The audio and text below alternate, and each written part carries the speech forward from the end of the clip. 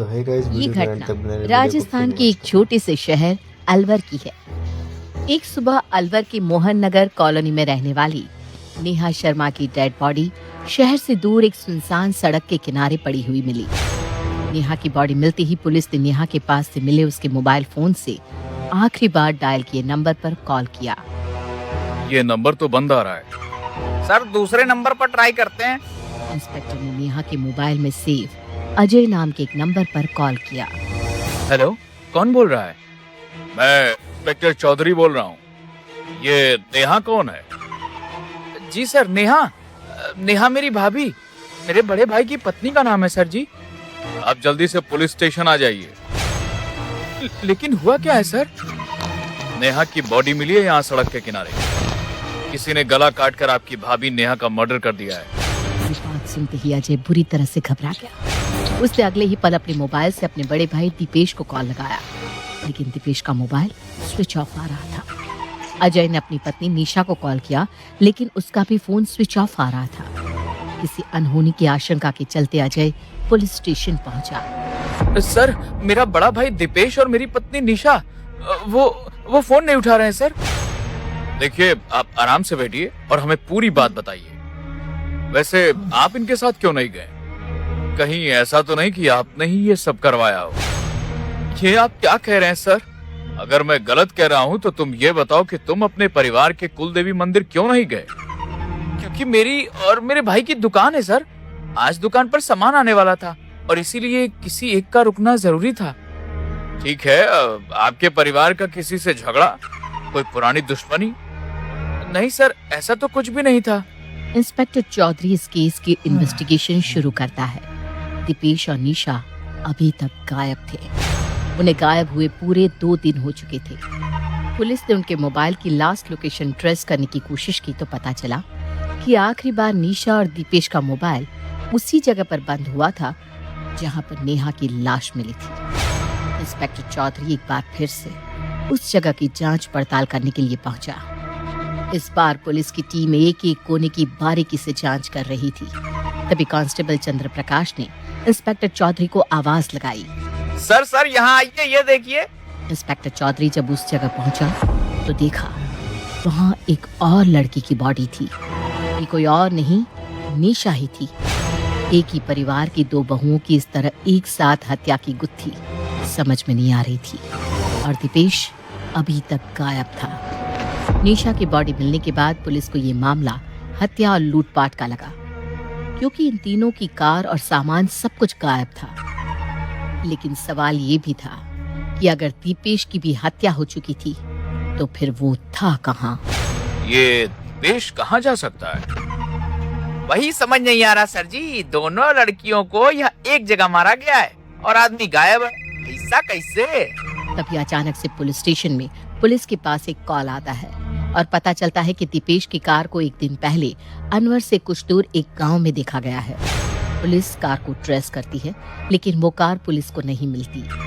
इस बीच इंस्पेक्टर चौधरी ने नेहा और निशा के परिवार के बारे में पता करने के लिए कांस्टेबल चंद्र प्रकाश को सिविल ड्रेस में उसके मोहल्ले में भेजा। चंद्र प्रकाश वहां जाकर पता करता है और फिर एक खबर लेकर आता है। सर, एक बड़ी खबर है। सर, ये निशा और नेहा दोनों बहनें थी सर। लेकिन ये बात अजय ने हमें क्यों नहीं बताई? हो सकता है सर उसने ऐसे ही नहीं बताई हो। मतलब उसे लगा हो कि इस बात का मर्डर से कोई लेना देना नहीं। सही कहा तुमने। और कुछ पता चला? दोनों बहनों के बीच का रिश्ता कैसा था? सर, मैंने पता किया। आसपास के लोगों का कहना है कि दोनों बहनों के बीच काफी प्रेम था। लेकिन क्या? सर, ये दीपेश के बारे में लोगों की राय कुछ अलग है। अलग मतलब? इसका अपने भाई से कोई झगड़ा था? नहीं सर, भाई से तो कोई झगड़ा नहीं था, लेकिन लोगों का कहना है बड़ा गुस्सैल आदमी था। सबके साथ ठीक रहता था, लेकिन इसको कब गुस्सा आ जाए ये किसी को मालूम नहीं। लेकिन अभी तो ये गुस्सैल आदमी खुद ही गायब है। इस अजय की भी कुंडली निकालो चंद्र प्रकाश। मुझे इसके ऊपर शक है। ये जरूर हम लोगों से कुछ छुपा रहा है। एक काम करो, इसे एक बार फिर से पुलिस स्टेशन बुलाओ।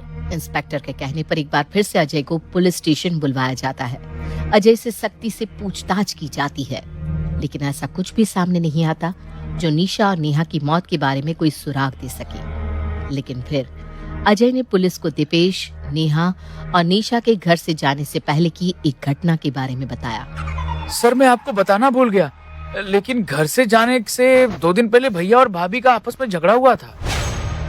किस बात पर? उस दिन हम लोग सब साथ में खाना खा रहे थे सर। अचानक से भैया अपनी जगह से उठे और भाभी को अपने साथ रूम में आने के लिए कहा। उसके बाद उनके रूम से उन दोनों के झगड़ा करने की आवाजें आने लगी। तो तुमने पूछा नहीं वो झगड़ा क्यों कर रहे थे? वो भैया को भाभी पर शक था। उन दोनों के झगड़े के वक्त ऐसी ही कुछ आवाज आ रही थी। मैंने और निशा ने उन्हें कुछ नहीं कहा। हमें लगा मियाँ बीबी के बीच झगड़ा है तो बीच में बोलना ठीक नहीं। ओह, तो इसका मतलब तुम्हारे भाई दीपेश को लगता था कि तुम्हारी भाभी नेहा का किसी के साथ चक्कर था। लेकिन अगर इस वजह से दीपेश ने नेहा को मारा होता तो निशा का खून किसने किया? सर हो सकता है दीपेश ने ऐसा कुछ किया ही ना हो, मामला कुछ और ही हो।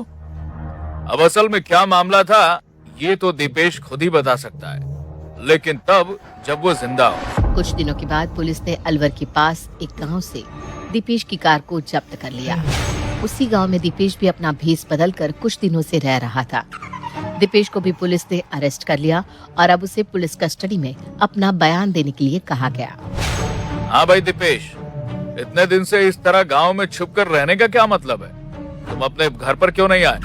दीपेश पुलिस को बेवकूफ बनाने की कोशिश करने लगा। सर वो गुंडों ने हमें रास्ते में पकड़ लिया और निशा और नेहा को मार दिया, फिर सामान भी छीन लिया। अजीब गुंडे थे यार, सब कुछ छीन लिया लेकिन कार छोड़ दी और उन दोनों लेडीज को मार दिया, लेकिन तुम बच गए और तुम वापस अपने घर नहीं आए। पुलिस को पागल समझते हो तुम? जो कहानी सुनाओगे हम मान लेंगे। नहीं सर, वो मुझे लगा मैं वापस आया तो आप लोग मुझ पे इल्जाम लगाओगे। वो तो अब भी लगा रहे हैं। अब बोलो क्या करोगे? हाँ, अब तो तुम भाग भी नहीं सकते। देखो, इससे पहले कि पुलिस का डंडा तुम्हारी चमड़ी उधेड़ दे, सच बोल दो। गलती हो गई थी सर, मैं वाइफ पे शक कर बैठा। इसके ऊपर शक था तुम्हें बताओ? सर वो उस दिन हम सब खाना खा रहे थे और नेहा सबको खाना सर्व कर रही थी। उसका हाथ 2 बार अजय के हाथ से टच हो गया। अजय भी उस वक्त स्माइल कर रहा था। मुझे लगा उन दोनों के बीच कुछ चल रहा है। मैंने नेहा से इस बारे में बात की, लेकिन उसने कहा कि अजय उसका देवर है और ऐसा कुछ भी नहीं है। आगे क्या हुआ? मेरा दिमाग खराब हो गया था सर, मैं गुस्से से पागल हो रहा था। मैंने एक प्लान बनाया और नेहा को कुल देवी के मंदिर ले जाने के बहाने उसे मारने का प्लान बनाया। लेकिन निशा भी हमारे साथ आ गई। रास्ते में मैंने नेहा को एक जगह गाड़ी से उतारा और उसे कहा कि मुझे उसके और अजय के रिश्ते से नफरत है। मेरी बात सुनकर नेहा नाराज हो गई और मैंने उसका चाकू से गला काट दिया। उस वक्त निशा कहाँ थी? मैंने उसे कार में लॉक कर दिया था। फिर निशा को क्यों मारा? क्योंकि निशा ने मुझे नेहा और अजय के बारे में बताया। उसने मुझसे कहा कि उनके बीच का रिश्ता गलत नहीं था। उल्टा नेहा तो अजय को अपने छोटे भाई की तरह मानती थी। मुझे अपनी गलती का पछतावा हुआ, लेकिन फिर लगा निशा सबको सच बता देगी, इसीलिए मैंने उसे भी मार डाला।